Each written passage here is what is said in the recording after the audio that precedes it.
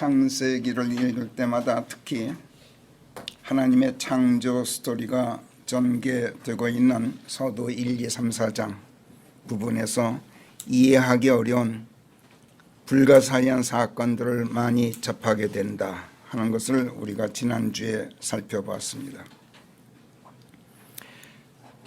그 중에서도 정말 불가사의한 사건 한 가지를 오늘 또 성령께서 창세기 4장에서 우리에게 들려주시게 됩니다.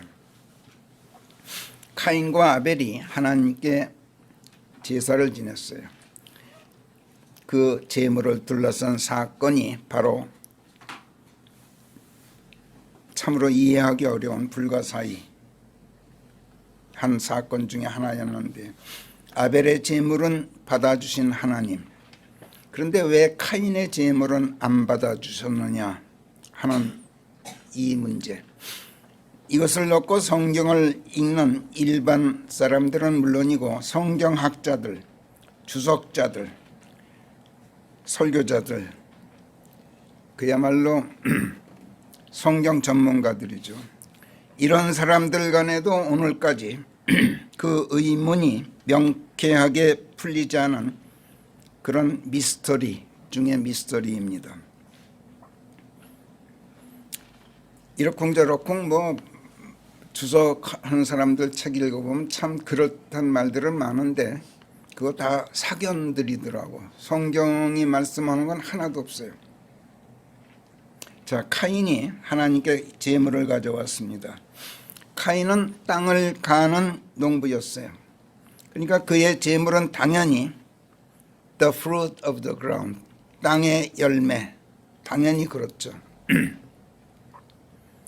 그런데 하나님께서 그의 제물을 존중해 주지 않으셨어요. 킹제임스 성경에 표기된 대로 직역하자면 unto Cain and to his offering,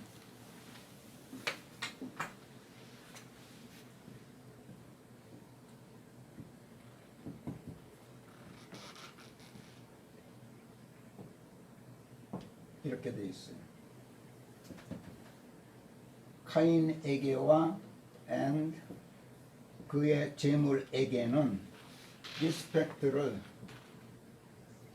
존중심을 he had나 가져주지 않으셨다, 이렇게 되어 있어요.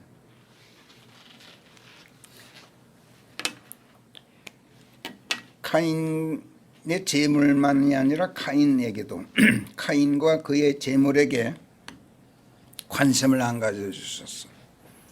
중히 여겨주질 않으셨어. 쉽게 말해서 거들떠보지도 않으셨다는 얘기예요. 왜 그러셨는지 자세한 설명이 없어요. 아벨도 하나님께 제물을 가져왔죠. 아벨은 양치기였어요. 그러니까 그의 제물은 당연히 양떼 중에서 고른 것이었죠. 그런데 하나님께서 unto Abel and his offering에는 he had respect, 관심을 가져주셨어, 존중해 주셨어요. 왜 그러셨을까?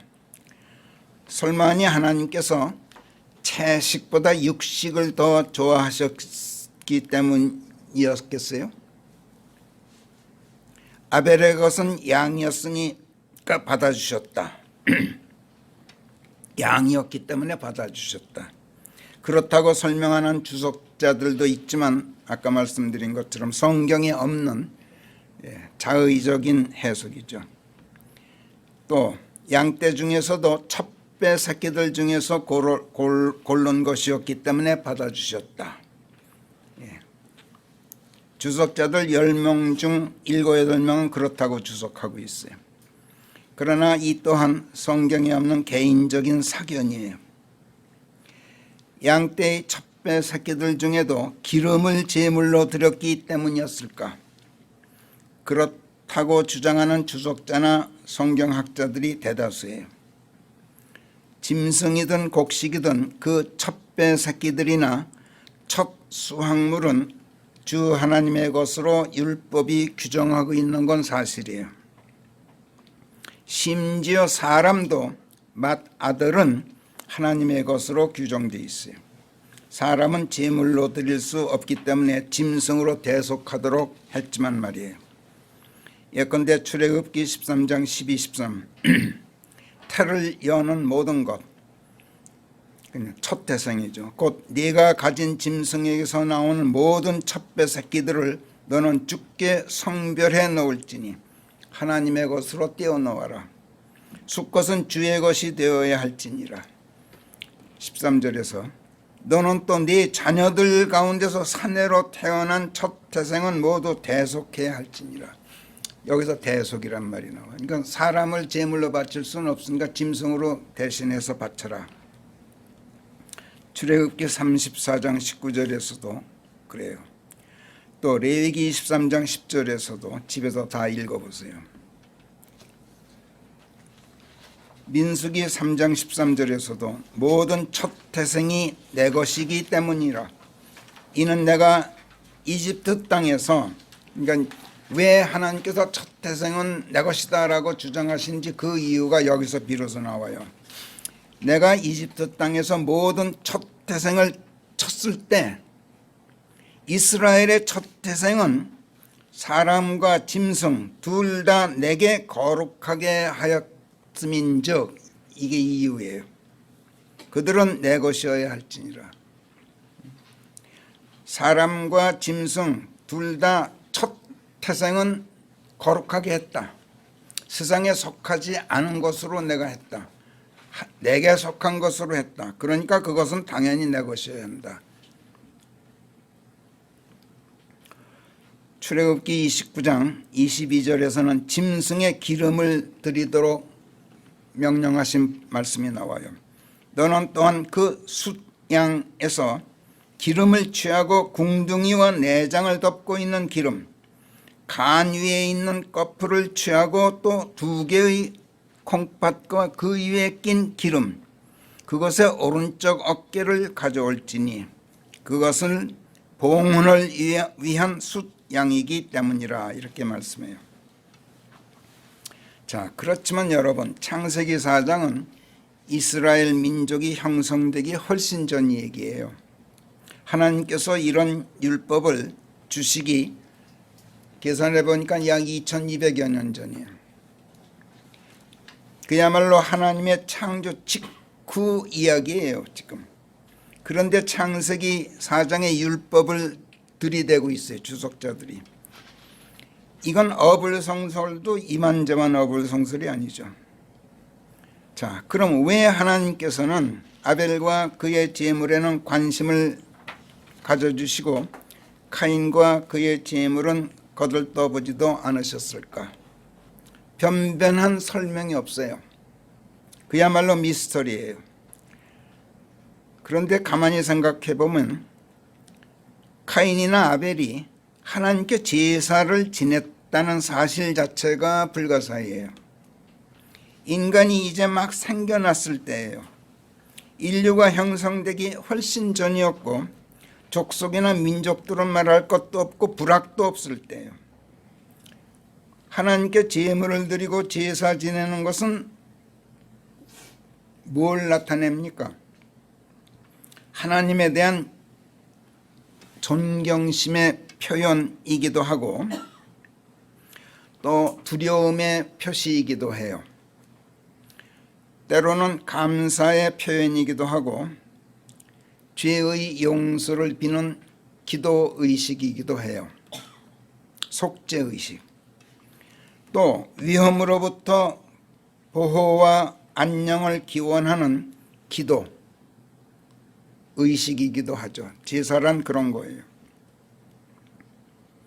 아벨과 카인의 부모인 아담과 이브가 에덴 동산에서 추방된 뒤 하나님을 두려워하게 되었을 수도 있죠. 하나님께 죄의 용서를 빌기 시작했을 수도 있어요. 쫓겨나고 나서. 또는 추방되기 전 벌거벗은 몸, 부끄러워서 무화과 나무 잎사귀 엮고 치마로 두르고 있었는데 하나님께서 짐승 가죽으로 긴 옷 지어 입혀주신 데서 보듯이 하나님의 은총이 죄를 짓고 나서도 하나님의 은총이 아주 다 사라진 것은 아닌데 대한 감사를 늘 표현했을 수도 있어요. 또 자기네들 때문에 땅마저 천벌을 받아서 거칠고 험악해졌기 때문에 온갖 위험과 역경에 처하게 되어서 하나님의 보살피심이 극도로 필요했으므로 하나님께 보호를 기원하면서 제사를 지냈을 수도 있어요. 성경에는 그런 설명이 일체 없어요. 그러나 그렇게 생각해 볼 수는 있어요. 아무리 죄를 짓고 에덴에서 추방되고 하나님과의 관계가 소원해졌다 하지만 하나님께서 불어넣어 주신 생명의 숨으로 말미암아서 산혼이 된 인간의 흔적은 조금이라도 남아 있었을 거예요. 교회를 다녀본 사람은, 구원받지 못했어도 교회 문턱을 밟았던 사람은 타락하고 세상으로 돌아갔어도 뭔가 다른 법이에요. 원래 흔적이 남아요. 우리는 그건 체험적으로 많이 알고 있어요. 어디가 달라도 달라요.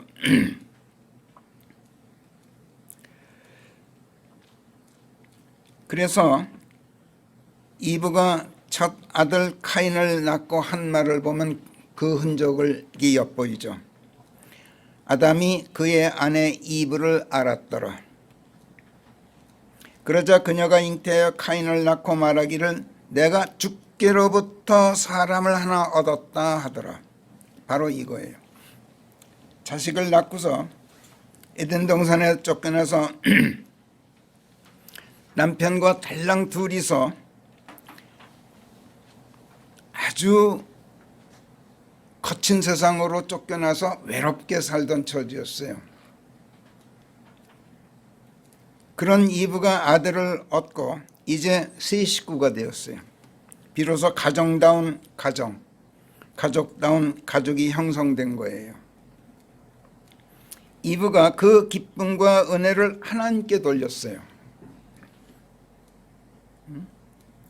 이건 대단한 사건이에요, 사실. 어쩌면 카인과 아벨은 자라면서 부모한테서 하나님에 대한 이런 이야기를 많이 들었을지도 몰라요. 이브가 그런 정도였다면. 또 하나님을 두려워하거나 감사를 표하거나 도우심을 요청하면서 제사를 지내는 관행을 이 두 아들이 자라면서 배웠을 수도 있어요. 물론 성경에는 이에 대한 설명이 이런 방구도 없어요. 원래 성경이란 본디 크고 작은 사건들에 대한 그 이야기들을 극도로 압축해서 아주 핵심적인 중요한 내용들만 서술하는 책이에요. 미주알 고주알 다 기술하는 책이 아니에요. 그런데 중요한 점은 그러면서도 그런 가운데서도 아주 불가사의한 의문점들을 풀어주는 열쇠가 되는 말씀들을 성경 어딘가에 반드시 힌트로 제시해 주는 책이 또 성경이에요. 이것을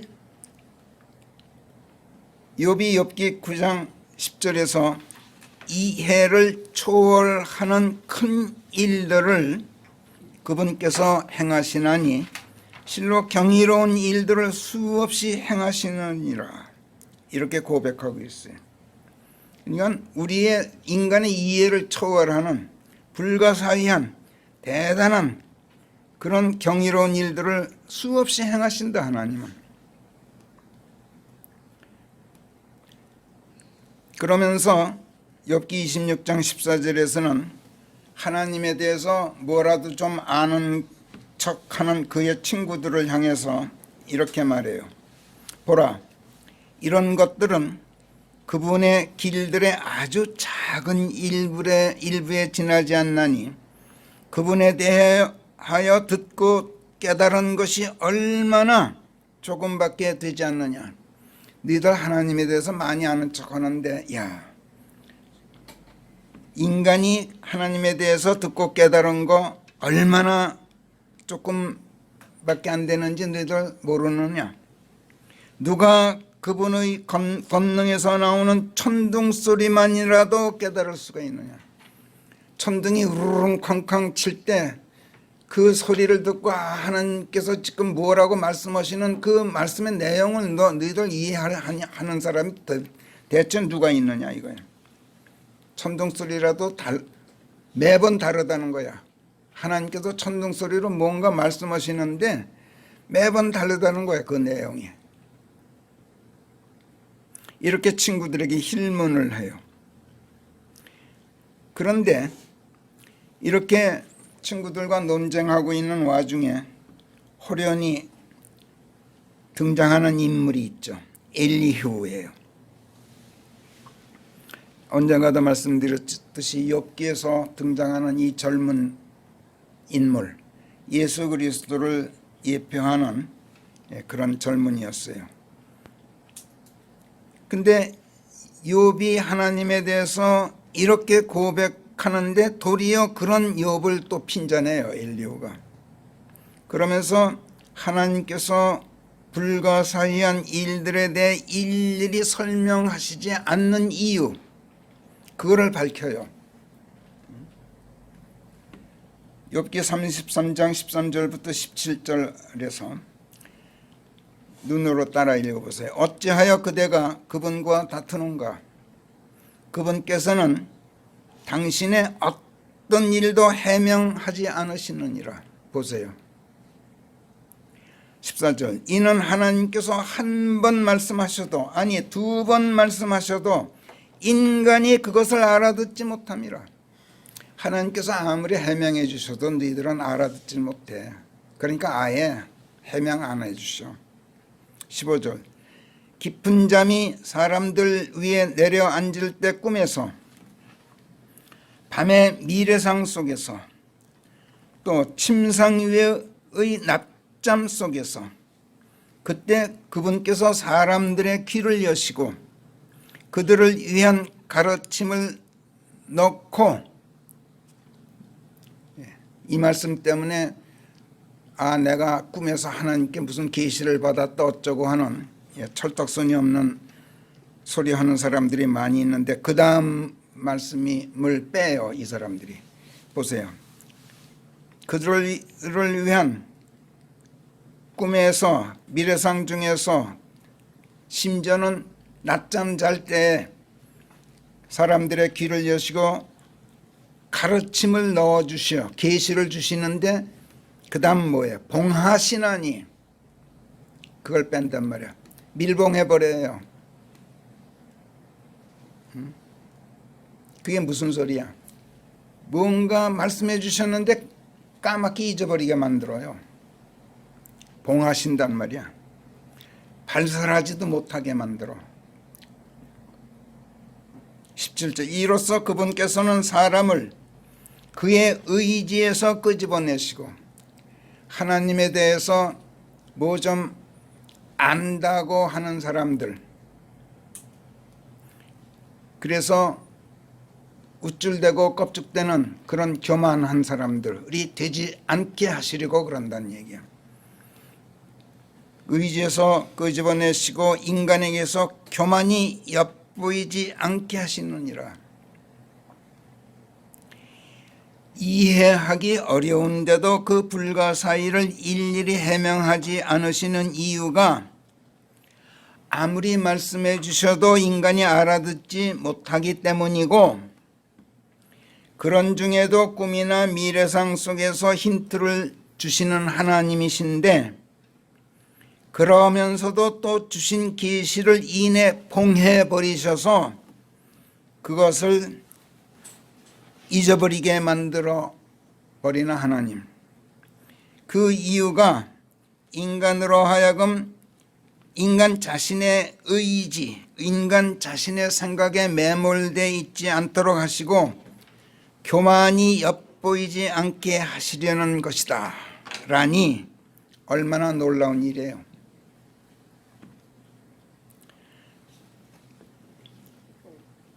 사도 바울은 고린도후서 12장에 보면 자기가 셋째 하늘의 낙원으로 낚여 채어 올라갔던 체험을 진술하면서 그때 이루다 형언할 수 없는 말씀들을 들었다 이렇게 고백해요. 하나님으로부터 내가 하늘에 올라가서 하나님의 계시를 받았다. 그렇지만 그 다음에 뭐라 하냐면 그것을 사람이 발설하는 것은 적법하지가 않다 이렇게 말하면서 꿈에서 하나님의 계시를 받았네 어쩌고 하면서 우쭐대는 자들에게 바보들이다 이렇게 일침을 놓고 있죠. 12장 고린도후서 12장 4절부터 보면 이루 다 형언할 수 없는 말씀들을 들었는데 그것을 사람이 발설하는 것은 적법하지 않느니라. 그런 사람을 내가 자랑하고 싶지만 자기 자신을 하늘에 올라가서 하나님의 계시를 받은 사람을 제3자로 지금 취급하고 있어요. 그런 사람을 내가 자랑하고 싶지만 그러나 내 연약함들 때문에 연약함들 외에는 내가 나 자신에 대해서 자랑하지 않겠노라. 이는 내가 자랑하고 싶지만 바보가 되어서는 아니 되겠기 때문이니 바보가 된다는 거야. 나는 진실을 말하고 싶지만 그러나 지금은 참는 것인즉 어떤 사람도 그가 나를 보거나 나에 대해 그가 듣는 것 이상으로 나를 생각해서는 안 되겠기 때문이니라. 그리고 그 계시들의 넘침으로 말미암아 내가 분수 이상으로 높아지지 못하게 하려고 내게 한 가시가 사탄의 사절로 육신에 주어져 있어 내가 분수 이상으로 높아지지 못하게 나를 후려치고 있느니라. 이렇게 진술해요. 내가 지금 불치의 병을 앓고 있는데 그 이유가 뭐냐? 나 분수 이상으로 교만해지지 않게 하시려고 하나님께서 사탄의 사절로 그 질환을 그 질병을 내게 보내줘서 나를 후려치고 계신 것이다. 대단한 신앙 고백이죠.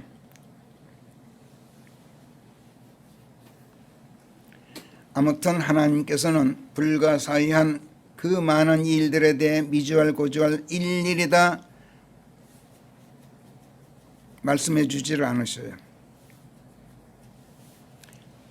그 깊은 지혜와 예지와 그 사려 판단의 깊이 그걸 꼭꼭 숨겨주셔요. 이걸 사도 바울이 또 로마서 11장 33, 34절에서 오 하나님의 지혜와 예지의 풍요로움이 얼마나 깊은가. 그분의 사려 판단들을 헤아리고 그분의 지난 길들을 탐색하기가 얼마나 어려운가. 정녕 누가 주의 생각을 알았던가. 또는 누가 그분의 책사였던가. 이렇게 감탄하고 있어요. 그러나 하나님께서는 당신께서 행하시는 그 어떤 일도 아까 미리 말씀드렸듯이 절대로 영원한 미궁 속에 봉해놓지 않으셔요. 성경 어딘가 반드시 진실 규명의 실마리가 될 말씀들을 담아두셨어요. 그렇기 때문에 예수님께서도 요한복음 5장 39절에서 성경 말씀들을 탐색하라 이렇게 공고하시죠. 이러쿵저러쿵 함부로 너희들 마음대로 추측하거나 개인적인 사견으로 성경 해석하지 말라. 신비를 푸는 진실 규명의 실마리를 성경에서 찾아내라, 이런 충고예요.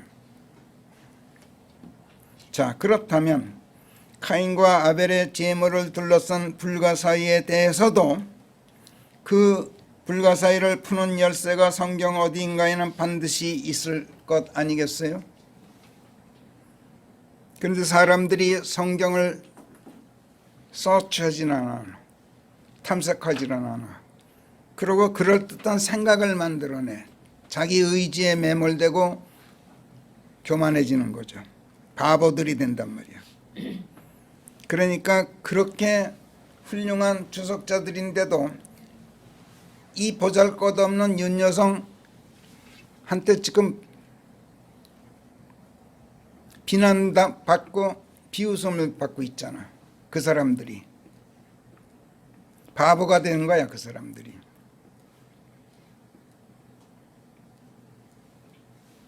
하나님께서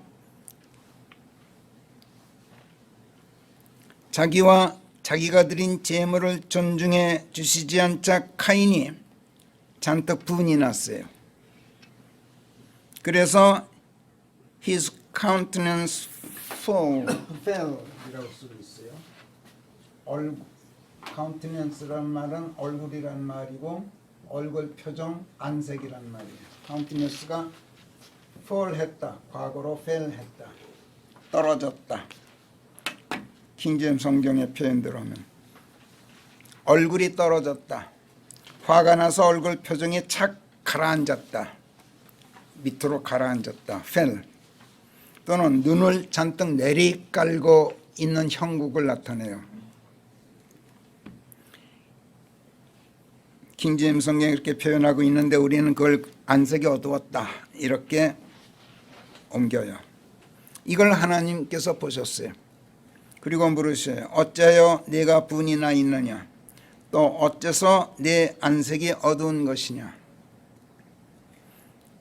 그런 다음 당신께서 카인과 그의 재물에 관심을 가져주지 않으신 까닭을 7절에서 밝혀주시는데, 네가 잘 행하면, do well 하면, 내가 잘 행하면 받아들여지지 않겠느냐. 그런데 내가 do not well, 잘 행하지 않으면 죄가 문 앞에 들어 눕느니라, 이렇게 말씀하셔요. 그렇지만 당사자인 카인이나 이 말씀을 읽는 오늘 우리에게 설명치고는 너무 불충분하게 느껴지죠. 이게 하나님께서 카인과 그의 재물에 대해서 관심을 가져주지 않으신 이유로서 충분한 설명이 되질 못해요. 근데 여러분, 여기서 하나님께서 하신 이 창세기 4장 6절 7절 카인에게 하신 말씀 아주 조심해서 읽어야 돼요. 사람들이 이걸 놓쳤어요. 지금 하나님께서 말씀하시는 중에 네가 잘했더라면, 잘 행하였더라면 내가 너를 받아들이고 내 재물도 받아주었을 것 아니냐, 이렇게 말씀하신 게 아니야. 하나님께서는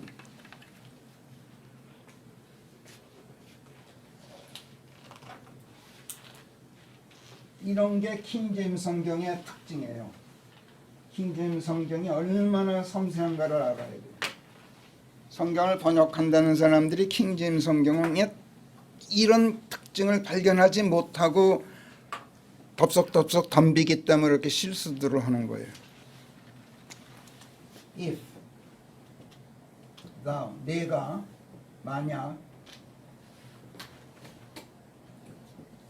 do의 중세 영어형이에요.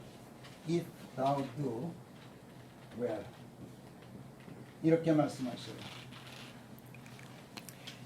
과거형이 아니라 미래형도 아니고 현재형으로 내가 옳게 행하면, 제대로 잘 행하면, 이렇게 말씀하신단 말이에요. 그러면 내가 미래형이 또 돼. 이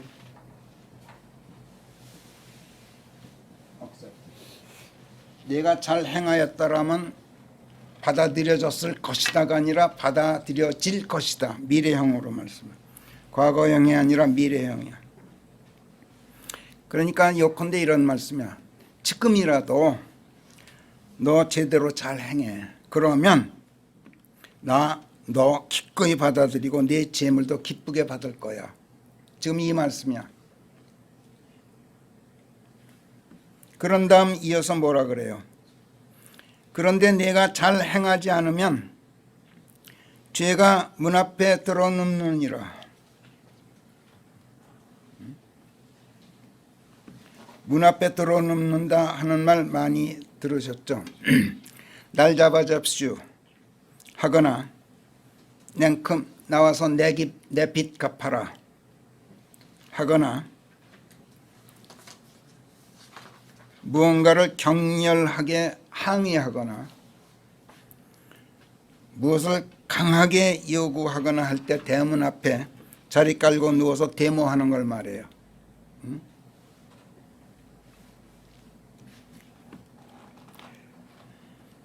그리고 이런 말씀을 해요. 그의 갈망이 죄를 의인화해서 말씀하셨죠. 그 죄의 갈망이 너를 향할 터인즉 네가 그 죄를 다스려야 하리라. 자, 무엇인가를 잘못했어요. 그래서 죄를 지었어요. 그러면 그 죄가 대문 앞에 자리 깔고 들어누워서 이놈 냉큼 나와서 내게 빚진 죄값 내놔라. 이렇게 요구하면서 데모를 한다는 거야. 그래서 너 그 죄 네가 잘 다스리지 못하면 어떻게 되는지 아느냐? 그 죄값으로 내 목 꼼짝없이 내놓지 않을 수가 없게 될 것이다. 죄란 원래 그런 법이다. 너 그 죄 다스릴 수 있겠느냐? 어떻게 다스리게? 내 도움 없이 내 힘으로 능히 죄를 다스릴 수 있겠느냐, 이런 말씀이야. 창세기 3장 16절에서 여자에게도 이와 유사한 말씀을 하셨어요. 여자에게는 그분께서 말씀하시기를 네 고통 곧 내 임신의 고통을 내가 크게 늘릴 것인즉 내가 고통 속에서 자식들을 낳게 되리라. 그리고 너의 갈망이 네 남편을 향하게 될 터인데 그는 너를 다스리게 되리라 하시더라. 참 의미심장한 말씀이죠. 여자더러 너 아기 낳을 때 겪게 될 진통, 얼마나 고통스러운 진통인지 너 알겠느냐? 아직 아기를 낳아본 적이 없는 이브예요. 그 아픔 겪고 내가 자식들을 낳은 다음 나 이런 고통 겪었으니 당신 그 값 내놓으시오 하고 내 남편에게 이것저것 많은 청구서를 내밀게 될 것이다. 이런 말씀이야. 정춘희 자매님 남편한테 청구서 내밀어 봤어요? 에? 하나님은 그럴 것이다. 그렇게 말씀해요. 그런데 청구서를 내미는데 남편이 그렇다고 내 남편 그 요구 다 들어줄 것 같으냐? 어림도 없다. 오히려 너를 다스릴 것인즉 너는 남편의 통제하에 놓이게 될 것이다. 여자에게 이렇게 말씀하셔요. 이 말씀 거꾸로 뒤집으면 무슨 말씀이 되느냐면 남편들한테 던지시는 아주 매서운 경고예요. 남편들아, 네 아내들 너 통제하지 못하고 해달라는 대로 다 해주려고 했다가는 너 큰일 날 것이다. 조심해라. 이런 경고란 말이야. 마나님들 제대로 통제하지 못하는 바람에 무슨 옷 로비 사건이다, 명품백 스캔들이다, 무슨 대통령 전용기 타고 해외 관광여행 다녀왔다, 무슨 아빠 찬스다 등등 이루 말할 수 없는 곤욕으로 망신당한 대통령들도 우리가 보았고, 수많은 권력자들이 다 알고 보면 고급 공무원들이나 정치인들 다 그 부정부패 비리의 이면에는 대부분 그들의 내자들이 뒤에 도사리고 있는 경우가 대부분인 것을 우리가 봤어요. 지금도 그래. 지금 현재도. 이거 다 아내들의 갈망이 의례 그들의 남편을 향하게 마련이야 원래. 그런데 남편들이 그 아내들을 제대로 다스리지 못한 데서 생기는 치욕스러운 망신들이란 말이야. 자, 무엇인지는 모르지만 무엇인가 카인에게 잘못이 있었어. 그가 제물을 드리면서 무엇인가 잘못한 점이 분명히 있었을 것 같아. 그런데 하나님께서 그건 구체적으로 지적하지 않으셔. 그리고 단지 그가 분해하고 있는 거, 어두운 표정 짓고 눈 내리깔고 있는 거, 이것만 지적하셔. 그리고 지금이라도 제대로 잘 행하면 받아주겠다고 언지를 주셔. 그렇지만 그럼에도 불구하고 카인이 태도를 바꾸지 않으리라는 것. 그래서 죄가 계속 그에게 청구서를 내밀게 되리라는 것을 암시적으로 여기서 말씀하고 계셔요. 요컨대 내가 네 재물을 받지 않은 데에 무슨 특별한 이유가 있는 게 아니야. 문제는 지금부터야. 나는 지금 네가 내게 가지고 온 재물을 문제 삼고 있는 게 아니라 지금 내가 너를 존중해 주지 않은 데 대해서 네가 이제 보이게 될 네 반응, 네가 취하게 될 그 태도를 지금 문제 삼고 있는 거야. 이런 말씀이야. 그러니까 조심해 너. 그렇지 않으면 죄의 갈망이 너를 향하게 될 거야. 계속 청구서를 내밀게 될 거야 너한테. 이런 뉘앙스로 지금 말씀하고 계신단 말이야. 아니나 달라요. 7절에서 그런데 카인이 그의 아우 아벨과 이야기를 나누고 있었는데 이런 일이 생겼으니 곧 그들이 들에 있을 때 카인이 그의 아우 아벨에게 달려들어 그를 죽인 것이라. 이걸 하나님께서 미리 내다보셨어요. 이걸 미리 예견하시고 카인과 그의 재물을 받지 않으셨단 말이야. 이게 하나님의 미리 하시냐? 또 나아가겠지. 성경이 말하는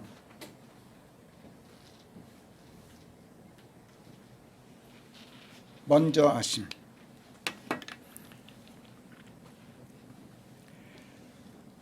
하나님의 미리 아심이란 이토록 예리하고 정확하고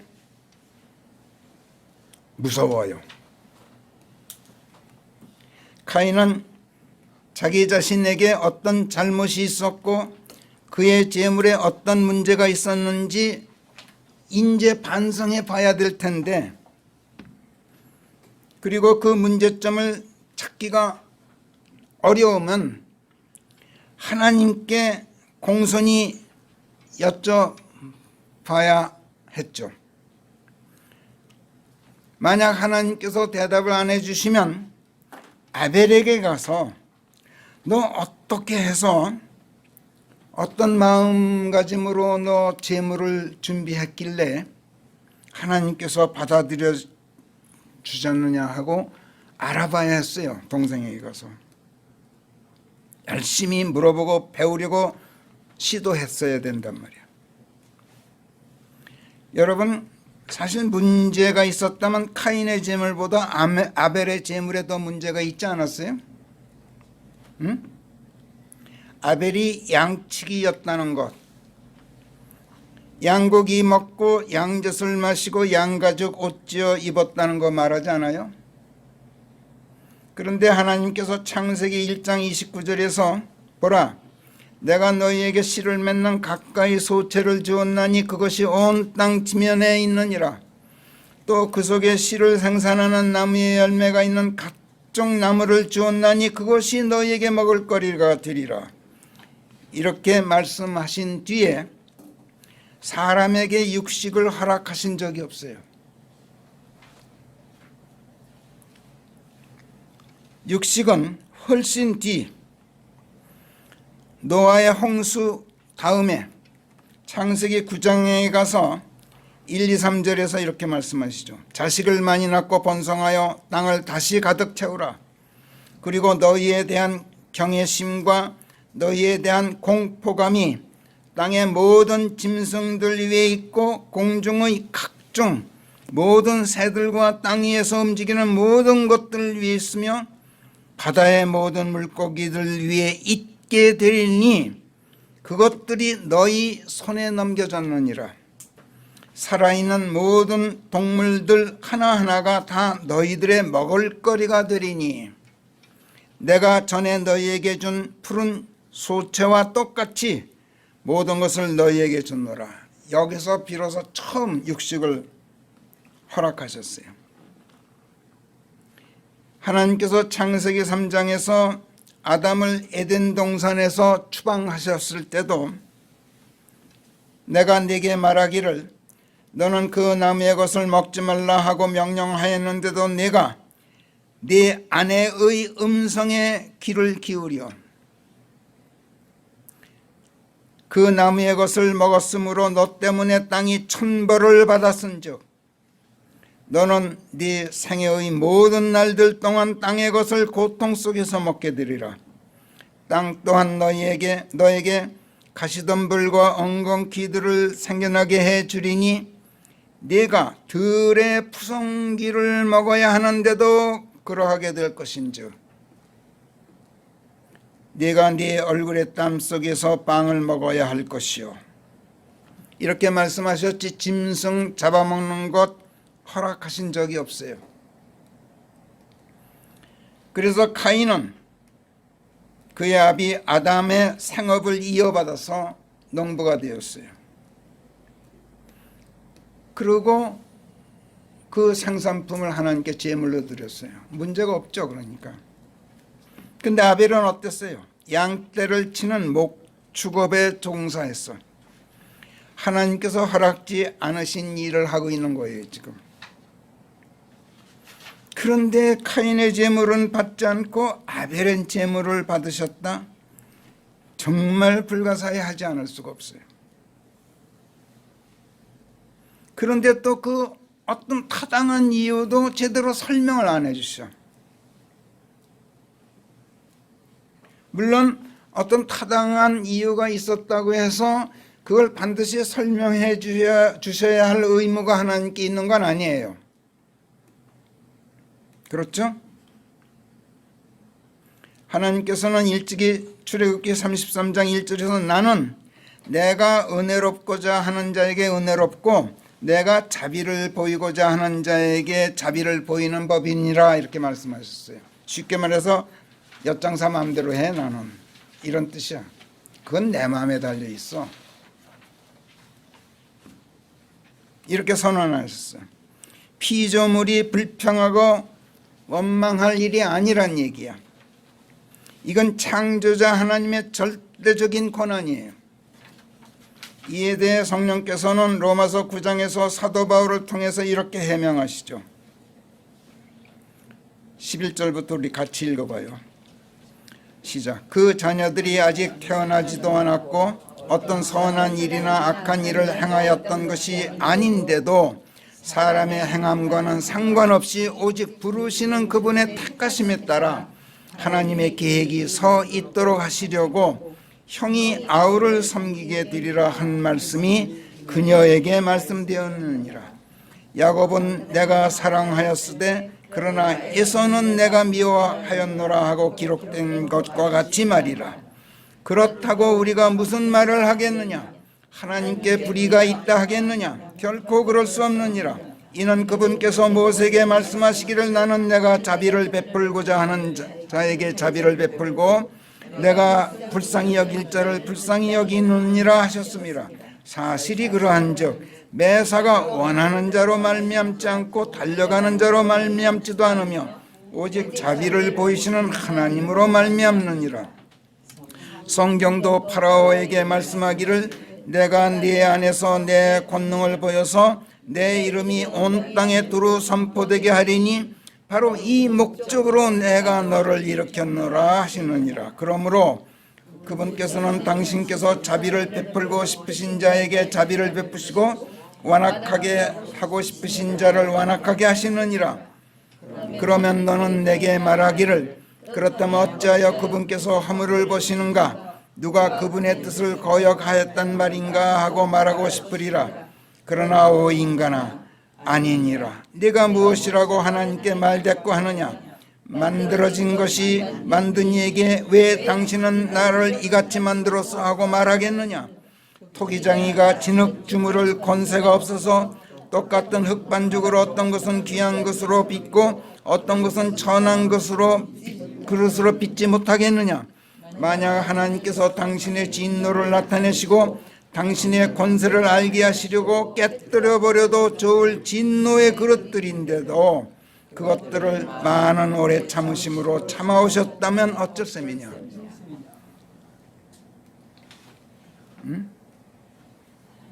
그렇다고 해서 하나님께서 창조자로서의 그 절대 고난을 정당하지 않게 마구잡이로 막 행사하시느냐? 결코 또 그렇지도 않다는 걸 우리가 알고 있어요. 방금 읽은 로마서 9장 11절에서 보듯이 하나님 당신 자신의 택하심에 따라 하나님의 계획에 서 있도록 하시려고 하나님께서는 당신의 고난을 행사하셔요. 계획이 있기 때문에 그러시는 거예요. 심지어 파라오를 일으켜서 그를 완악하게 하셨던 것도 당신의 백성 이스라엘 민족을 괴롭히도록 만드신 것도 하나님께서 파라오를 통해서 당신의 권능을 나타내 보이시려고, 그래서 당신의 이름이 온 땅에 두루 선포되게 하실 목적으로 그러셨다. 이렇게 17절에서 설명하잖아요. 하나님께서 야곱은 사랑하시고 에서는 미워하셨던 것도 애당초에 에서에게 무슨 문제가 있었던 게 아니야. 문제는 그 다음에 돌출되었어요. 이에 대해 성령께서 히브리서 12장에서 바울을 통해서 이렇게 해명하시죠. 16절부터 제가 읽을게요. 그는 에서는 한 입 음식에 자신의 장자권을 팔아먹었느니라. 그 결과 그가 그 뒤에 복을 물려받을 수도 있었지만 그 뒤에 보세요. 하나님께서는 다음을 보셔요. 거절당했다.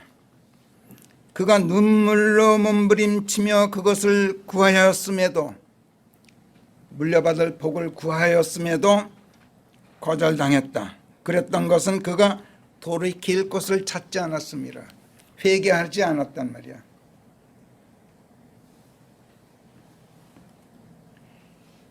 에서가 무슨 악한 짓을 했던 게 아니야. 하나님께서 그런데도 미워하셨어. 심지어 그가 태어나지도 않았는데 하나님께서 그를 미워하셨어요. 그렇다고 그분께 불의가 있다고 할 수가 없어, 누구도. 왜? 그분께서 일찍이 모세를 통해서 나는 내가 자비를 베풀 자에게 자비를 베풀고 내가 불쌍히 여길 자를 불쌍히 여기느니라 하고 이미 선언해 놓으셨기 때문에 절대 고난을 선포해 놓으셨어. 그렇다고 또 하나님께서 그 고난을 부당하게 남용하신 게 절대 아니란 말이에요. 왜? 그가 장차 태어나 악한 짓 할 것이고 그 결과 복 놓치게 된 것만 억울해하면서 눈물로 몸부림칠 뿐 회개할 생각하지 않으리라는 걸 미리 내다보셨기 때문에 그게 하나님의 foreknowledge야. 이것이 모든 것을 미리 알고 역사하시는 하나님의 그 무서움이에요. 사람은 그걸 미리 알 수가 없어요. 요즘 계획범죄라는 게 있죠. 범죄할 것을 사전에 치밀하게 계획하고 범죄 저지르는 것. 우발적인 게 아니라 계획범죄란 말이에요. 그렇지만 아무리 사전에 계획하더라도 계획대로 되지 않는 게 인간사예요. 그래서 내가 내일 무슨 잘못을 저지르게 될지 나 자신이 알지 못해요. 인간은. 그런데 하나님께서는 다 알고 계셔요. 미리. 그리고 내가 일 저지르기 전부터 나를 경계하고 미워하시고 경고를 날리셔요. 이걸 내가 미리 안다면 일 저지르기로 계획했더라도 그 일 포기해야죠. 내가 안다면. 그런데 하나님께서 나를 미워하시는지 사랑하시는조차도 내가 그걸 몰라요. 여러분 알고 계세요? 에서가 그랬어요. 그런데 하나님께서는 이걸 문제 삼지 않으셨어요. 하나님께서 문제 삼으신 것은 내일 내가 일 저지르고 나서 벌 받고 복 놓친 다음에 내가 어찌하는지 어떤 반응을 보이고 어떤 태도를 취하는지 그걸 문제 삼으신단 말이에요. 그런데 에서는 자기에게 올복 다 놓치고 나서도 왜 그렇게 되었는지 회개할 거리를 찾으려고 하질 않았어. 복 놓친 것만 억울해하면서 동생이 나를 속였어 하고 몸부림쳤어. 그가 만약 회개했더라면, do well 했더라면, 회개했더라면 그 뒤에 복을 물려받을 수도 있었다고 히브리서 12장은 말씀해요. 그러나 회개하지 않았기 때문에 눈물로 몸부림치면서 복을 구하였지만 거절당했다는 거예요. 그런데 카인이 그랬어요. 이것을 성령께서 오늘 우리에게 가르쳐주고 계셔요. 히브리서 12장 15절 17, 16절에서 어떤 사람도 하나님의 은혜를 놓치지 않도록 열심히 살펴서 너희를 괴롭히고 많은 자들을 더럽히는 그 어떤 유독한 뿌리도 도단하지 못하게 하여 음란한 자, 바꿔 말해서 에서처럼 속된 인격을 가진 자가 하나도 없도록 할지니. 여기서 에서 이야기가 나와요. 에서를 카인으로 바꿔도 돼요. 카인처럼 속된 인격을 가진 자가 하나도 없을 것이. 근데 카인에게는 속되다는 말이 해당되지 않죠. 아직 세상이 형성되기 전이에요. 자, 그렇다면 아벨은 어떻게 해서 하나님께 받아들여졌을까? 그걸 보면 카인의 문제점을 알게 되죠. 아벨이 창세기 4장에서 카인에게 살해되고 4천년이 지난 뒤에야 성령께서 히브리서 11장 4절에서 그걸 해명해 주셔요. 아벨이 죽은 지 4천년이 지난 뒤에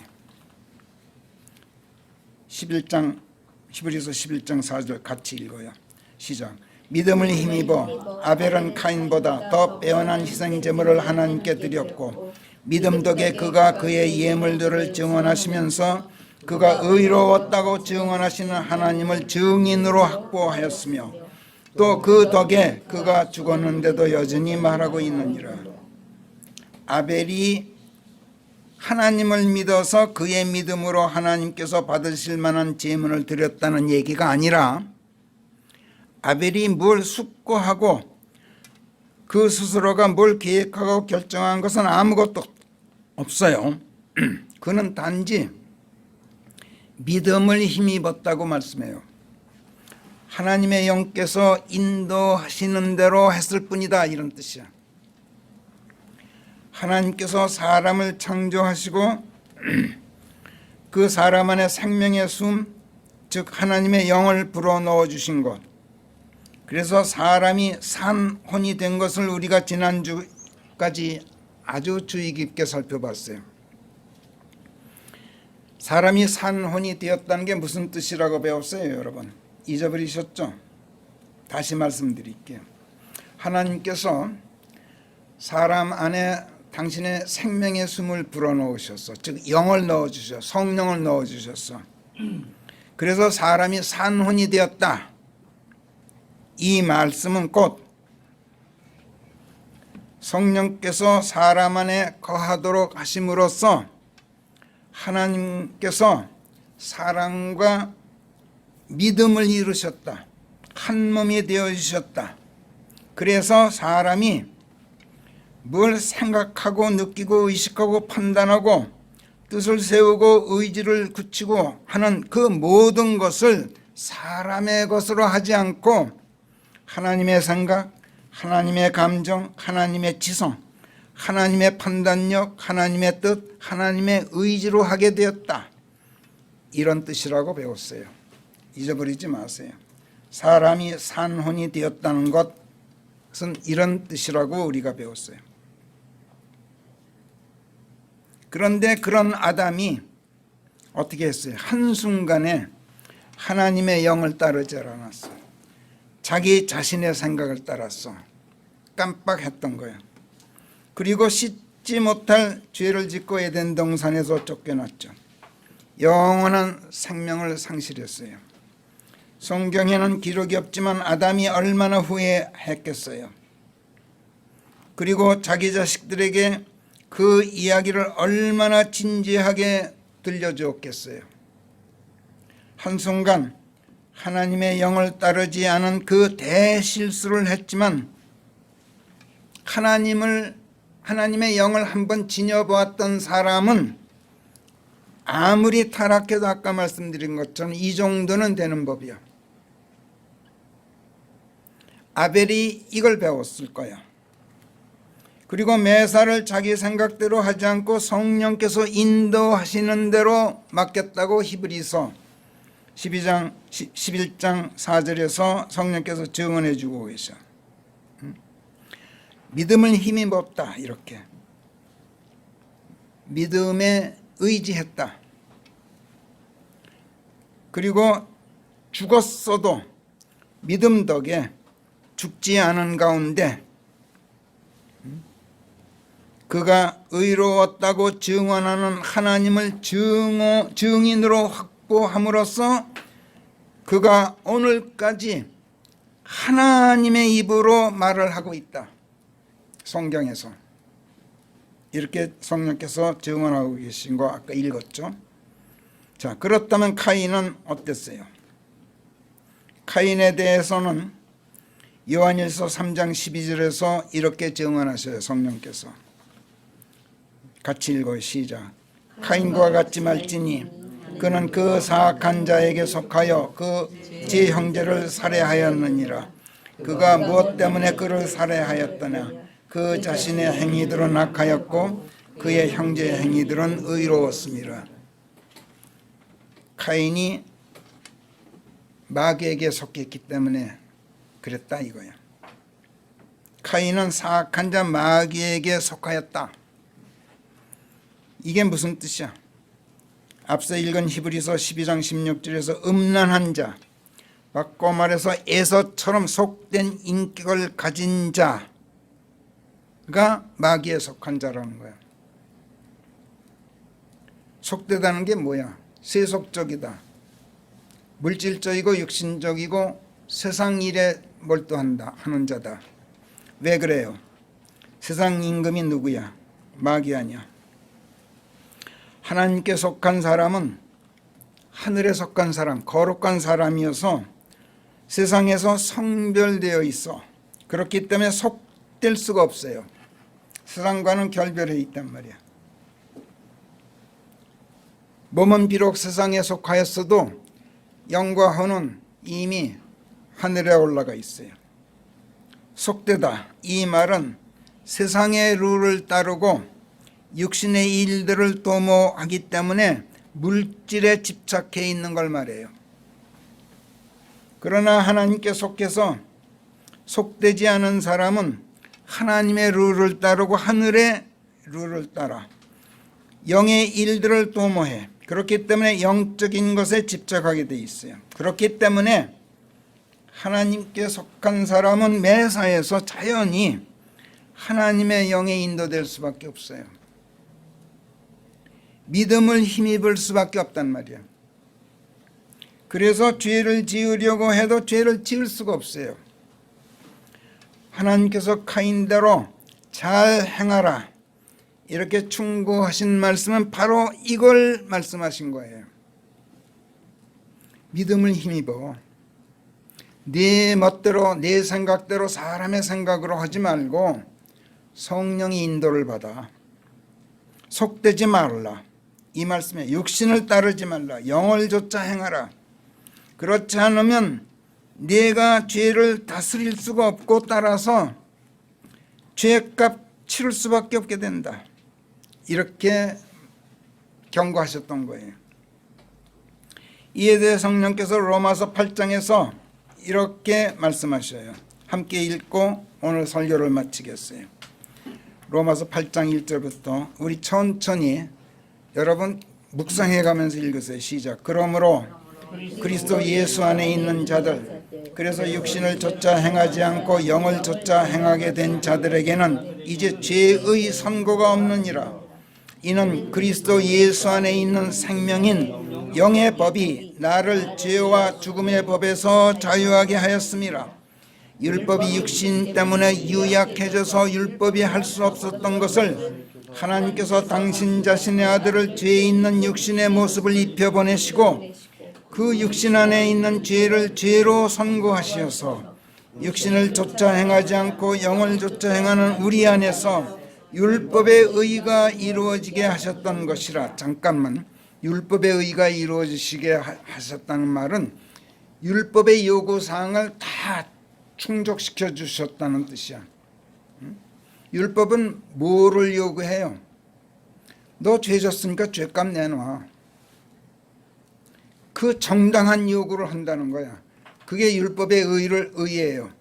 그러니까 그건 충족시켜 주지 않으면 안 돼요. 근데 인간이 할 수 있는 방법이 없어. 그래서 하나님께서 당신 자신의 아들을 죄 있는 육신의 모습을 입혀보내시고 그 육신의 죄를, 육신에 있는 그 죄를 죄라고 선고하셔서 십자가에 달아 죽이심으로써 율법의 요구를 들어주셨다. 그래서 율법의 의가 이루어지게 하셨던 것이다. 5절 시작. 그 결과 육신을 좇는 자들은 육신의 일들의 마음을 쓰되 영을 좇는 자들은 영의 일들의 마음을 쓰느니라. 보세요. 그래서 영을 좇는 사람들은 영의 일들의 마음을 써. 속될 수가 없어. 6절 시작. 그래서 육신적으로 마음을 쓰게 되면 죽음이지만 영적으로 마음을 쓰게 되면 생명이요 평강이니라. 왜냐? 육신적인 생각은 하나님께 대적하는 적의여서 그것이 하나님의 법에 복종하지 않기 때문이요 실로 복종할 수도 없음이라.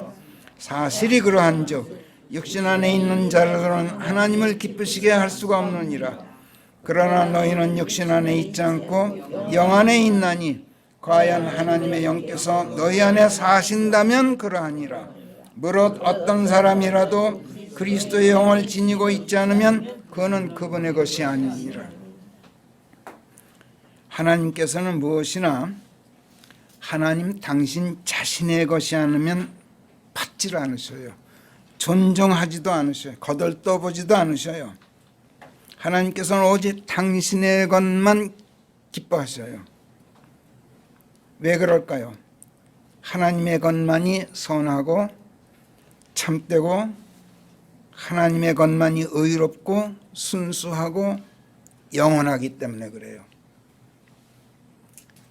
카인은 속된 인간이었어요. 자기 생각으로 모든 것을 했던 인물이었어요. 그거를 먼 훗날 4,000년 뒤에 가서야 성령께서 해설해 줘. 그래서 예수께서 요한복음 5장 아까 39절에서 성경을 탐색하라. 너희들 멋대로 성경 해석하지 마라. 그렇게 충고하셨던 거예요. 기도하겠습니다.